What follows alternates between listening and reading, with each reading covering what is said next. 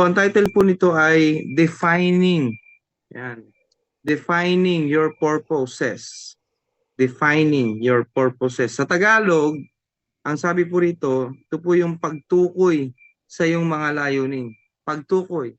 Okay? So ang Bible verse po na ating pong pagsasalu-saluhan, hallelujah, sa gabi pong ito, ay matatagpuan po sa 1 Corinthians chapter 1, verse 10. Ayan, babasahin ko po sa English, basahin niyo po sa Tagalog kung sino po yung po pwede. Okay? So ito na po yan. 1 Corinthians 1:10. Let there be real harmony so that there won't be splits. There won't be splits in the church. But, be of one mind, united in thought and purpose. Purihin ng Panginoon. Sino po na makakapagbasa ng Tagalog? 1 Corinthians chapter 1 verse 10. Ako po, Pastor. Amen. Sige po. Ate Shirley. Praise the Lord. Sabi po dito, mga kapatid, nakikiusap ako sa inyo sa pangalan ng ating Panginoong Jesucristo na magkaisa kayong lahat na walang hidwa ang mamamagitan sa inyo. Magkaisa kayo sa isip at layunin. Amen po. Amen. Praise God. No, napakagandang verse at tinuturo sa atin ni Apostol Paul na nakaka-bless, no? Nananawagan siya, no, sa ating lahat, no? Hindi lang sa panahon na 'yon, kundi sa panahon natin ngayon.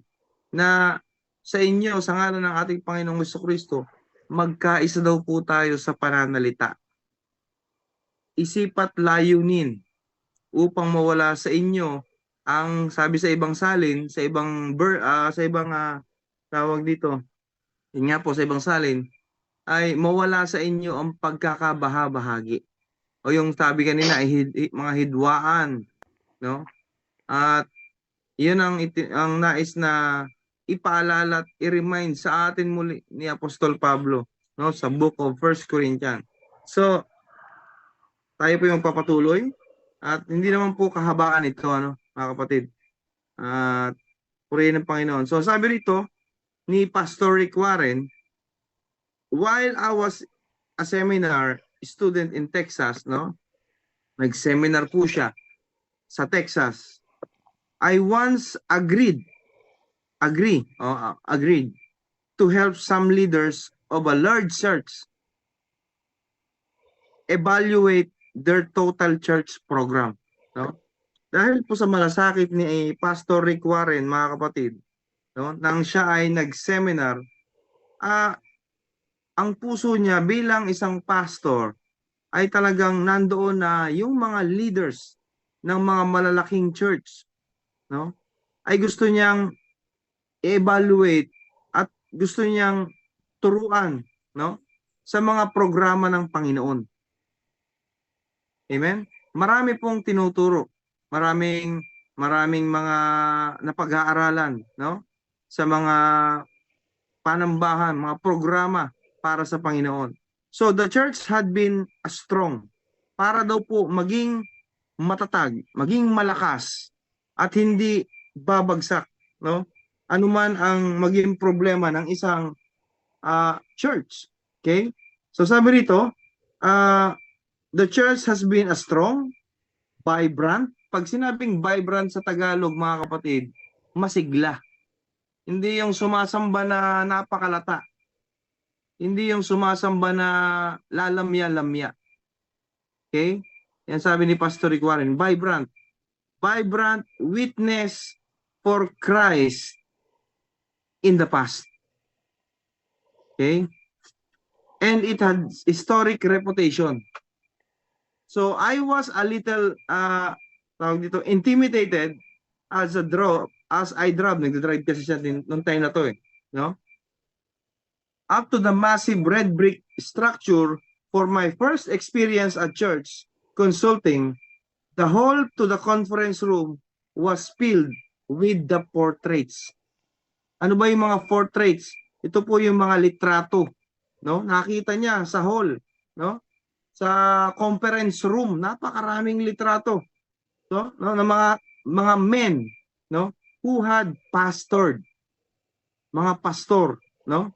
Pastor ng isang church in the past 100 years. Biruin niyo yun, no? Nandun yung mga litrato ng mga dating pastor, no, na ginamit ng Lord 100 years ago.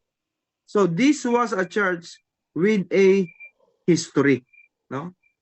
Kaya mapapansin natin sa pinanggalingan ko po nga sa Saudi Arabia, marami silang kinukwento, syempre yung mga dinatnang ko ng pastor na kinukwento nila kung gaano kasipag yung mga nauna sa kanilang leader, yung mga unang pastor na narinig ko sa aming pastorod na merong silang kamanggagawa na pastor na talagang galing pa sa trabaho, may mga grasa-grasa pa ang kuko, no?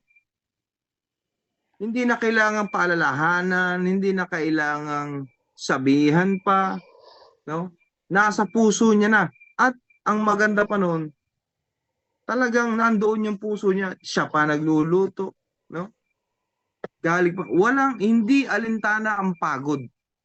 Ibig sabihin mga kapatid, nandun talaga yung puso ng tao na yun. And sa buhay po natin mga kapatid, hindi na tayo kailangan paalalahanan. Hindi na tayo kailangan na sabihan pa. Alam na natin ang mga gawain online, ang face-to-face, no? Sa inyong mga panambahan dyan, every Sunday or kung Friday, mayroon kayong mga prayer meetings, dapat ay nandun na, no? Nasa puso na natin yan.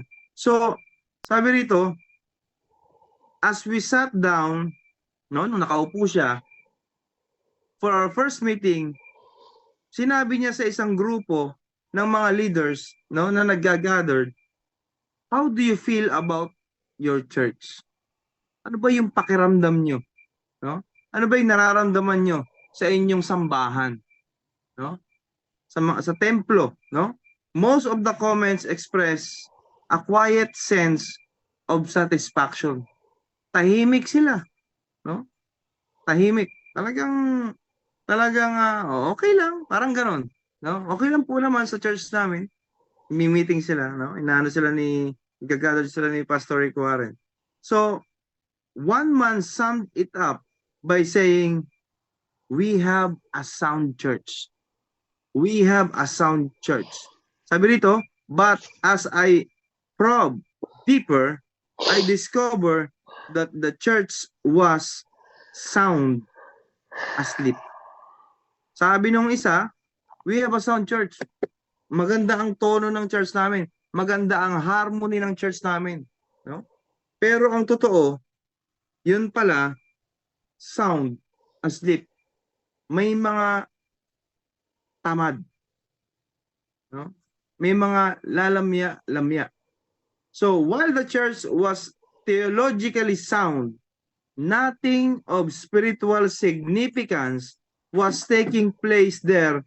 The building were all paid for, no? Binabayaran yung mga building, no, na mga ginagamit, no, para sa gawain ng Panginoon. And the church leaders had become lazy. And ano pa? Lethargic, no? Pag sinabing lazy, tamad. Pag sinabing lethargic, mga kapatid, matamlay. Tamad na matamlay. Yun yung sinasabing sound asleep. Hindi sound church. Pag sinabi kasing sound church, nagtutulungan, maganda yung flow ng kanilang harmony, walang inggitan, walang pataasan, walang kung ano-ano man na mga bagay na ikasisira at hindi nila pinahihintulutan na ang kalaban na si Satan ay maghari sa kanilang isipan para siraan ng isang miyembro or ang kanilang mga leader. Yan. Pero yun pala, sa kanilang panambahan, no, ay talagang merong mga tamad. Tamad mag-share ng Word of God, tamad magpagamit sa Panginoon, no? Matamlay pag sinabing mag-opening prayer ka, matamlay kapag inutusan na magluto, no? Kasi ang totoong may kagalakan sa gawain ng Panginoon, kahit hindi mo na utusan, kikilos at kikilos yan, kapatid. Hindi mo na kailangang i-remind ang isang tunay at klaro sa kanya na ang Diyos na kanyang pinananampalatayanan ay Diyos na kanyang pinaglilingkuran, na talagang ang kanyang puso ay handang magpagamit sa gawain ng Panginoon. Amen? So they were, as the prophet Amos would have said, at ease, no? At ease, sabi dito, in Zion, and there at ease, disease was slowly killing the church. Pag sinabing at ease, mga kapatid, ito po yung sa kagaanan, no? Sa tahimik, at ease. E-A-S-E. Kaya lang ang problema, may disease. May sakit, no? Disease was slowly killing the church. Yan. Nangyayari po yan sa isang church. Kaya nga pinag-aaral natin, purpose-driven church. At least iba-ibang topic yung ating napapakinggan, no? Iba-ibang katuruan na talaga namang patungkol sa buhay ng bawat isa at mga ginagamit ng lingkod ng Diyos. So, since they hired me to be their doctor, si Pastor Rick Warren ay hired, no? Bilang doktor spiritual, I gave them a simple prescription. Pag sinabing prescription, ito po yung tagubilin, no? Tagubilin. So, rediscover your purpose, sabi ni Pastor Rick Warren. Kailangan ma-discover mo kung ano yung purpose talaga ng buhay mo. Amen?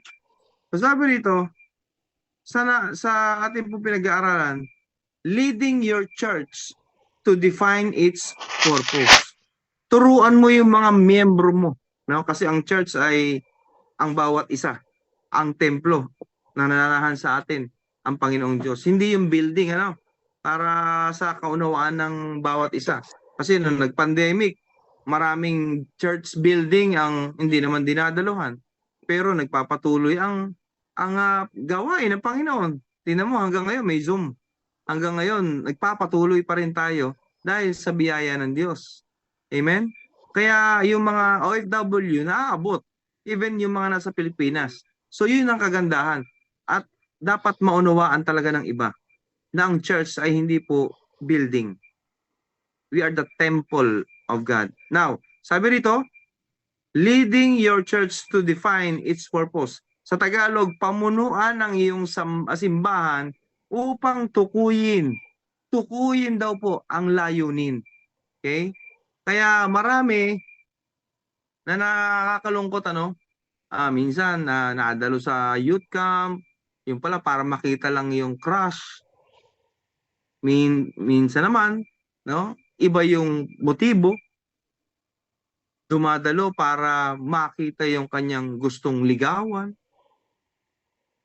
Maraming nangyayaring ganyan. Iba ang purpose, no? Kaya napakahalaga, mga kapatid, bilang mga mananampalataya, alam natin kung bakit tayo dumadalo sa gawain ng Panginoon. Para maramdaman at maranasan natin yung presensya talaga ng Diyos. Hindi yung, ay, si ano hindi dumalo, hindi na rin ako dadalo. Ayan, mali po yun, no? Ibig sabihin, nakadepende pala sa taong iyon ang pagdalo mo sa gawain ng Panginoon. Hindi po ganon. Kailangan po, kapag dumalo tayo, yung puso natin nagagalak. Hindi na kasi mangot. No? Hindi naglilingkod na nagmumurmuring. Yan. So, sabi rito, leading your congregation through a discovery of the New Testament purposes for the church is an exciting adventure. Bakit kaya sinabi ni Pastor Rick Warren na exciting adventure ang para diskubrihin yung New Testament? Kasi lahat ng mga ginamit, no? Halos lahat, lalong-lalo si Apostol Pablo, na talagang nandoon yung kanyang puso eh. Hindi mahalaga sa kanya yung mga bagay na binibigay ng mga tinuturuan niya. Hindi mahalaga sa kanya yung mga bagay na kanyang nakukuha. kahit po siya ay tagagawa ng tolda, no? Naglilingkod siya sa Panginoon. At talaga namang nandoon yung puso niya na hindi na siya kailangang utusan. Kasi alam niya na yung klaro na sa kanya, clear na sa kanya yung ginawa sa kanya ng Panginoong Hesus, no? And dapat klaro din po sa atin yung ginawa ng Panginoong Hesus sa krus ng Kalbaryo. Kaya nasabi rito na exciting adventure talaga. Bakit? Saan ka nakakita ng Kristiyano na pag may problema, nagpupurit, nagpapasalamat pa sa Panginoon? Yun ang hinahanap ng Panginoon. Walk by faith, not by sight. Yung iba nakakalungkot, no? Pag masaya lang, doon lang nakakapagpuri. Doon lang nakakaawit. Doon lang nakakapagsimba. Pag wala ng pera, pag wala ng mga kung ano mang mga bagay na po pwedeng ipagkaloob sa kanya at nawala yun pala naka-attach doon yung kanyang buhay sa mga bagay na nandito sa mundo, which is mali. Dapat talagang kung tayo ay malinaw sa atin na ang ating pinaglilingkuran ay Diyos na buhay, Diyos na magpo-provide ng lahat, Diyos na talagang hindi tayo iiwan, hindi tayo pabayaan, kahit anong sitwasyon, nandun pa rin yung kasiglahan natin, tulad ng agila, no? Na lumilipad-lipad. Ang agila, mga kapatid, lumilipad yan, hindi sa ilalim ng bagyo. Nilalampasan pa niya yung bagyo. Ganun siya kataas lumipad. Ano ibig sabihin? Kahit na may bagyo, sa tulong ng Panginoon, sa lakas ng Panginoon, kaya niyang lampasan yung mabagyo na yun. Pinaiibabawan niya. Tayo kaya, no? Ano ibig sabihin nun? Bilang mga anak ng Diyos, bilang mga Kristiyano, na naglilingkod ng tapat at tunay sa Panginoon, kahit ano pang bagyo yan, wala sa anak ng Diyos yan. Kasi alam niya na sa ibabaw, no, ng kanyang buhay, nandoon ang Panginoon, ginagabayan at binibigyan niya tayo ng wisdom, ng knowledge and understanding at solusyon sa lahat ng problema na kinakaharap natin. Kaya exciting adventure, sabi ni Pastor Rick Warren dito, no? So, sabi dito, don't rush through the process. Tulad nung mensahe kagabi, no? Don't rush through the process. Huwag nating madaliin. Huwag nating madaliin. And don't spoil the joy of discovery by simply telling everyone the purposes are in a sermon, no? Yung iba kasi, no, sabi rito, don't spoil the joy. Pag sinabing spoil sa Tagalog, yung sirain, no? Huwag mong sirain yung kagalakan na ipinagkakaloob ng Panginoon, no? Yung discovery, no? Na na-discover mo ngayon sa salita ng Panginoon na talagang, wow, ganito pala yun? Ito pala yung sinasabi ng Bible. Dapat noon pa pala ako nagbasa para hindi na ako nagkamali. Yan, no?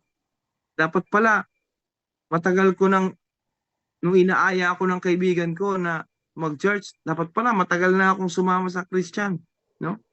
So, sa pagpapatuloy, sabi ni Pastor Rick Warren, wise leaders understand that people will give mental, kaisipan, and verbal assent, no? Salita, to what they are told. But they will hold with conviction what they discover for themselves. Alam niyo po mga kapatid, bilang isang mga Kristiyano, bilang lumalakad, unti-unti, no, sa kalooban ng Panginoon, talaga ang buhay natin mga kapatid, nandun pa rin na nagkakamali. At kung mapapansin po natin mga kapatid, yung conviction ng Holy Spirit sa ating mga buhay, kapag sinasaway na tayo, ay wag na nating ituloy na gawin. Kasi kinoconvict na tayo eh. And marami din na mga leaders at mga talagang mga bagong mananampalataya, grabe ang nadidiscover sa salita ng Diyos. Pero ingat din po tayo mga kapatid, kasi baka akala natin na yung na-discover natin at yung sinasaksak, no? Kaya mahalaga po pag nagbabasa ng Bible, unuunahan ng panalangin para yung Holy Spirit ang maglilid, hindi si bad spirit, hindi si Satan. So, you're building a foundation for long-term health and growth. Bakit sinabi rito? No, you're building a foundation, no, for a long-term health and growth. Kailangan daw po kapag tayo po ay nagtayo ng isang pundasyon, dapat po pang matagalan na yan, pang long-term health and growth. Kanino natin makukuha yan? Kanino natin mararanasan yan? Sino ang magbibigay niyan? Walang iba kundi ang ating Panginoong Diyos. Diyan lang po natin yun mararamdaman, mararanasan. Amen? So, it's thrilling it's thrilling to see apathetic members become enthusiastic. Pag sinabing pathetic, no? Walang pakialam sa Tagalog, no? Yung merong thrill sa isang miyembro ng panambahan, no, o ng church na talagang sa una walang pakialam. Tulad natin, no? Isa na po ako diyan. Bahala kayo dyan, mag-Bible study kayo every Friday sa Saudi Arabia. No? Tutulog ako, kinakatok, tinatapik ako noon. Bro. Gising na, alas 11 na, may Bible study. Tok pa ako, pero may hangover. No? So, nangyayari po yun. At talagang, alam niyo po, sa walang pakialam dati, ay naging enthusiastic. Pag sinabing enthusiastic, to God be the glory, yung walang pakialam noon, nagkaroon na ng sigasig ngayon. At kapag once na talagang tumimo sa ating mga buhay ang salita ng Panginoon, amen? Yung kasipagan, yung kasigasigan sa paglilingkod sa Panginoon, ay talagang makikita sa buhay mo. No? So below, I will explain the 4 steps to take in leading your church to define or redefine. So dalawa lang yung pag-aaral natin dito. Next Friday yung dalawa. Okay? So ito po yung sinasabi. Number 1, study what the Bible says. Study what the Bible says. Sa Tagalog, pag-aralan natin ang sinasabi sa Biblia. Hindi lang yung porque, ay, nabasa ko na, okay na ako. So, kailangan po natin talagang pag-aralan. Pag sinabing pag-aralan, talagang bibigyan mo ng time ang Panginoon.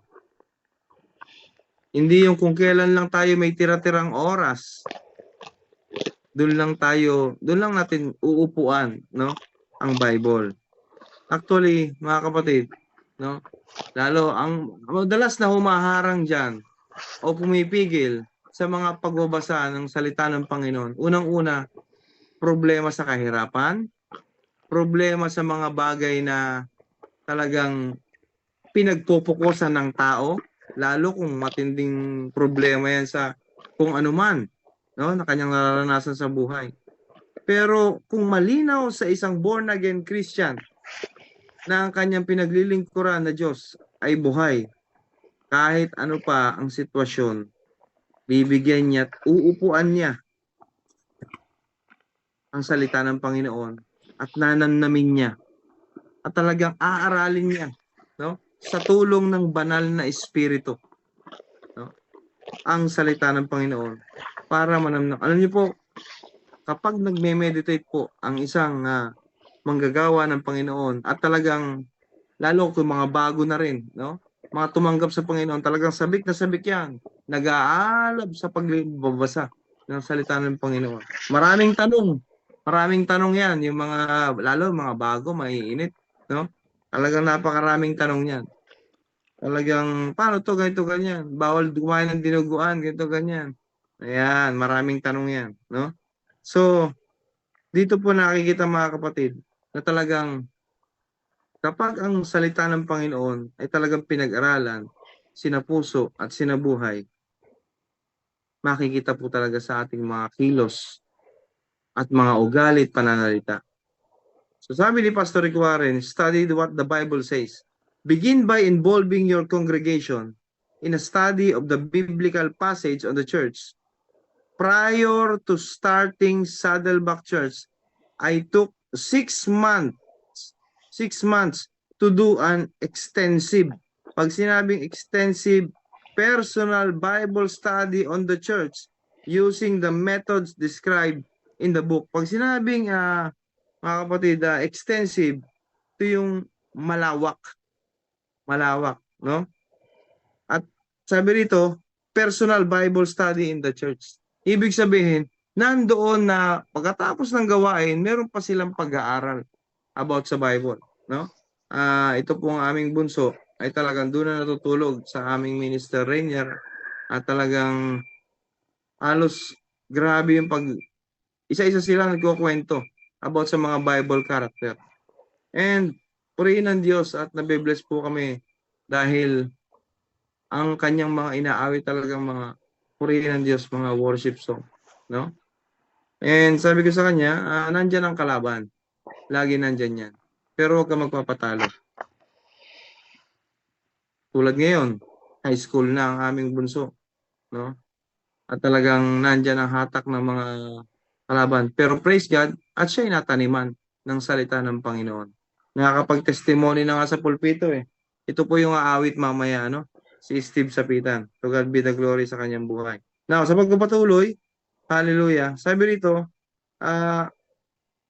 using the methods described in the book, Dynamic Bible Study Method, no? Sabi rito, during Victor Books, no, 1980s, during the first month of the new church, I led our young congregation, mga youth ito, no, mga youth. I led our young congregation through the same study. Together, we studied all the relevant scripture about the church. Napakarami niyan. Napakarami yan, mga kapatid, no?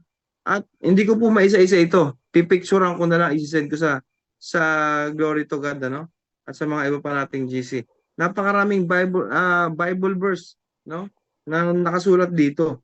So, sa pagpapatuloy, sabi nito, Gene Mims has written a great little book entitled, no? Si Gene Mims daw po ay nag-create, no? Ng isang book na ang pangalan ay Kingdom Principles of for Church Growth, no? Sa Tagalog, mga prinsipyo ng kaharian para sa paglago ng simbahan. Gusto ba nating lumago ang ating online Zoom Bible study? Gusto ba nating lumago ang ating mga face-to-face gawain, no? Para sa Panginoon, ang buhay ng mga panambahan, no? Na ginagamit. Siyempre, gusto nating lumago. Gusto natin na marami pa ang makakilala at magpagamit sa Panginoon. Amen? So, sabi rito, as you lead your congregation in a study, there are several topics that you should consider. Ano kaya itong mga topic na ito na dapat i-consider? Number 1, 4 ito eh. Look at Christ's ministry on earth. Look at Christ's ministry on earth, no? Sabi rito, ask what did Jesus do while he was here? Sabihin mo, no? Na si Jesus Christ nung siya ay nandito, no? What did Jesus do while he was here? Ano ang ginawa ng Panginoon Jesus nung siya ay nandito sa mundo? Oh, yan yung dapat na mga tinatanong lalo sa mga bago, no? What would he do if he were here today? Ano ang gagawin natin kung sa panahon natin nandito siya ngayon? Yan, siguro hindi na kailangan talagang tawagin pa, ano? No? Kung alam mo na nandiyan ang Panginoon, baka mag-uunahan tayo, no? Sa pagpasok sa gawain. Alam mong naka-join dito, no? Pero siyempre, ang ating Panginoon ay hindi natin nakikita pa. Nakikita natin yan pag tayo nasa langit na, mga kapatid. Amen? So whatever Jesus did while he was on earth, we are continue today. Ano man ang ginawa ng Panginoong Jesucristo nung siya ay nandito, sa hanggang ngayon, magpasa hanggang ngayon, kinukontinue pa rin ng mga anak ng Diyos ang gawain niya. So, the different element of Christ's ministry should be evident, no, in His church today. Nakikita kasi yung ebidensya, mga kapatid, no, bilang mga Kristiyano talaga, no? So whatever He did while here in a physical body, He once continued His spiritual body. At sino po yung nagko-continue ng spiritual body? The church. Tayo po yun. Yung espiritu ng banal na espiritu na nagmumula sa Panginoon, nasa atin na po yun. Kaya nararanasan natin kung minsan kinukonvict tayo ng Holy Spirit dahil alam niya na merong mali tayong susunggabin. No? Na kahit alam nating mali, ang kalaban, sulsul ng sulsul yan eh. Sulsul ng sulsul yan. No? Talagang gusto tayong madapa muli. Amen? Number 2, look at the image and the names of the church. Look at the image and the name of a church. So the New Testament offers many analogies for the church. A body, a bride, a family, pamilya natin, a flock o community. Amen? So, and an army. Each of hope image has profound implication for what the church should be and what the church should be doing. So, bilang mga anak ng Panginoon, yung pagiging imahe, no? At yung pangalan ng church, hindi mo po pwedeng ipangalan sa atin eh, no? Veronica Ministry. Hindi po pwede. Randy Ministry, hindi po pwede lalo. No? Kaya dapat mga kapatid, talagang makikita sa isang ministry, sa pangalan ng isang gawain ng Panginoon, ang natataas talaga ay ang Panginoon, hindi ang tao. Amen? Hindi ang tao. Number 3, look at the examples. Dami, no? May S. Look at the examples of the New Testament churches. Alam naman natin yung mga example ng mga New Testament churches, ano? Napakaraming ginawa, no? Sabi rito, ask what did the first church do? No? Tanungin mo, sabihin mo, ano yung mga ginawa, lalo pag bago? Ano yung ginawa ng mga naunang mga disciple ng Panginoon? So there are many different models given in the scripture. The Jerusalem church was very different from the church of Corinth or Corinthians. The Philippian church was very different from the church of Thessalonica. No? Magkakaiba, no? So study each of the local congregation found in the New Testament, no? Assignment niyo po 'yan, mga kapatid, no? Yung ano yung pinagkaiba ng Jerusalem church sa church ng Corinthian? Ano ang pinagkaiba ng Philippians church sa Thessalonican church, no? So sabi rito, including the 7 churches listed in Revelation. Nandun po yan sa Revelation, yung pitong church, no? Nandiyan yan. And number 4, ito po yung last, look at the commands of Christ. Tingnan natin kung ano yung iniutos sa atin ng Panginoong Jesucristo. Amen? So, ask what did Jesus tell us to do? Kailangan po kinakausap natin ang ating Panginoon Jesucristo sa pamamagitan niya ng panalangin, no? Lord, ano ba yung gusto mong gawin ko? Nakalooban mo ang nasusunod.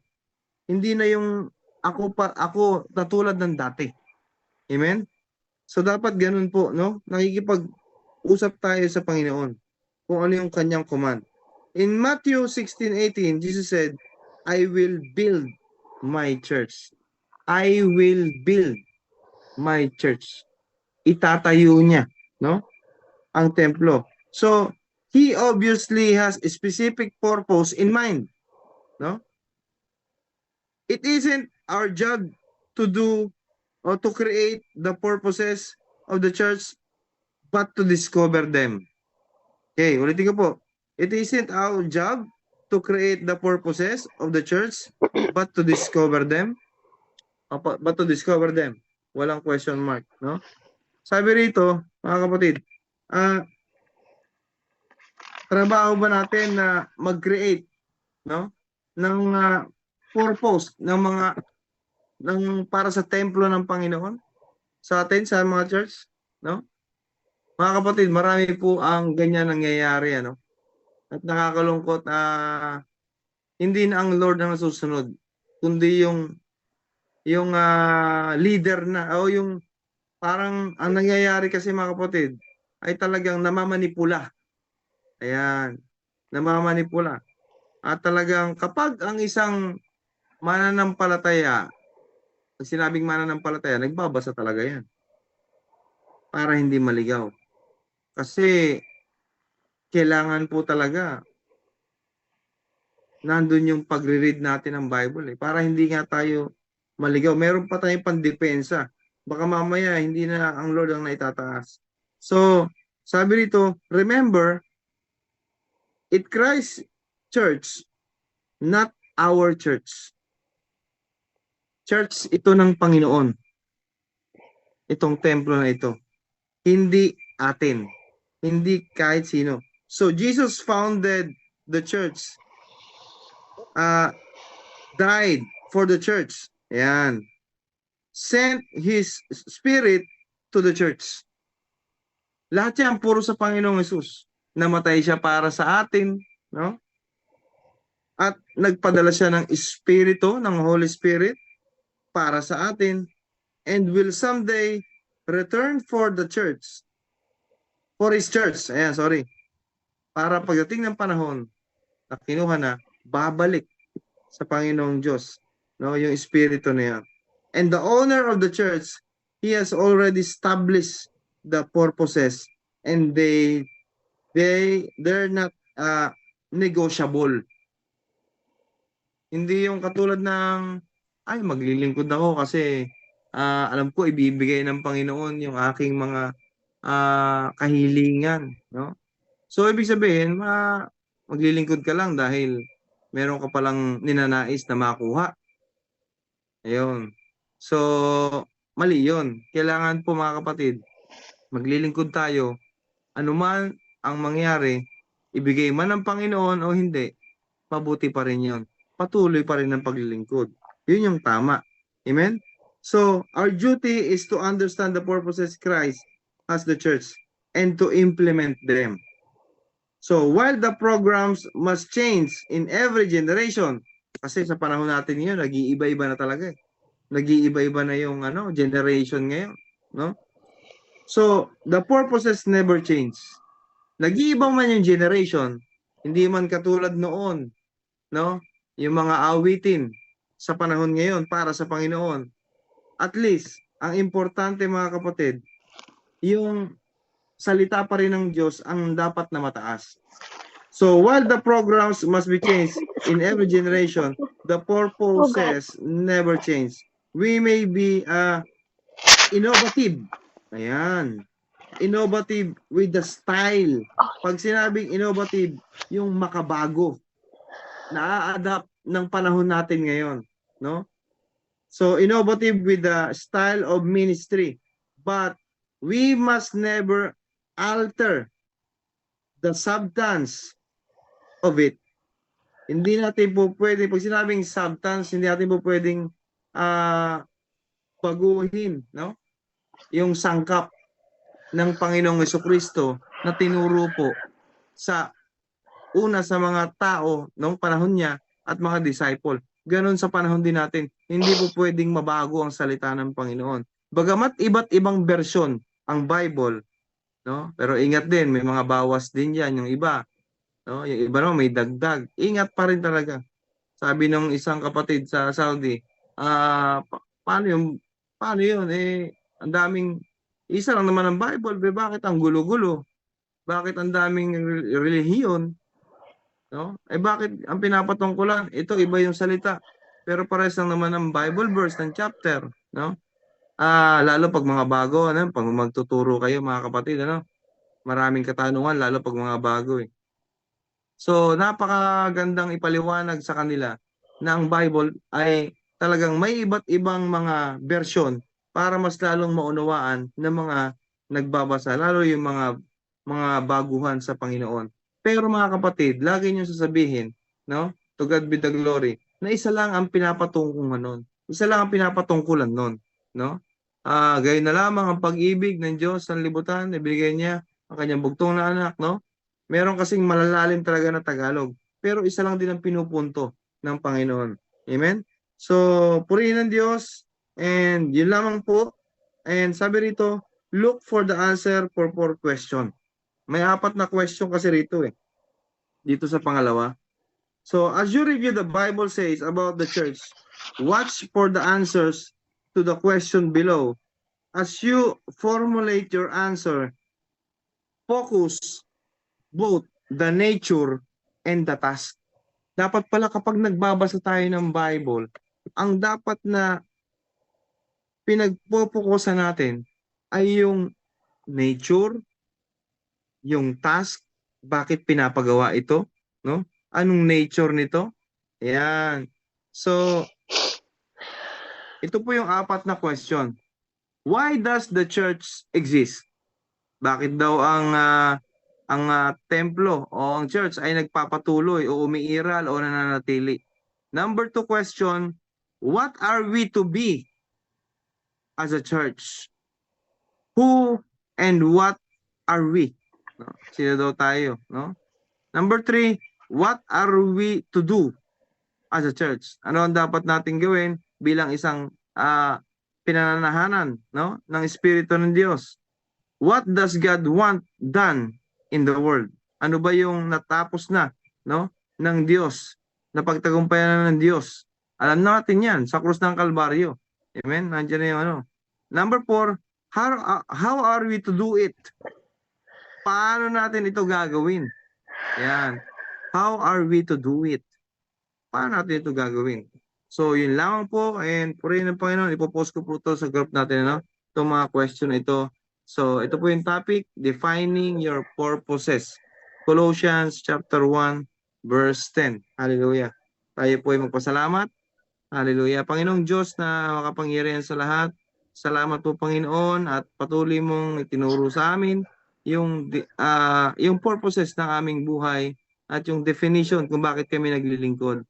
And salamat po Panginoon sa katuruang ito na tunay nga po Diyos, patuloy mong pinapaunawa sa amin yung mga bagay-bagay, kung paano kami haharap, lalo kung kami na yung nagtuturo, kung kami na po Panginoon yung mga bagay na talagang gagamitin mo sa isang ministry, paano namin ipapahayag?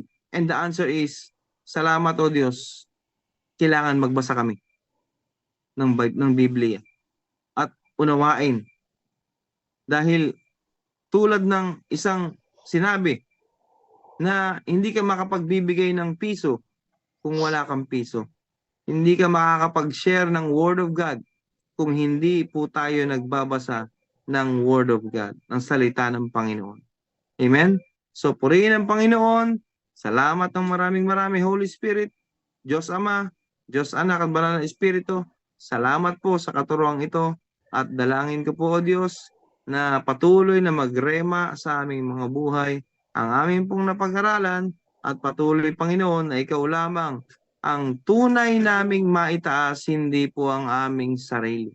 Salamat po ng maraming o Diyos. To you all the glory and honor. In Jesus' name we pray. Amen and amen. To God be the glory.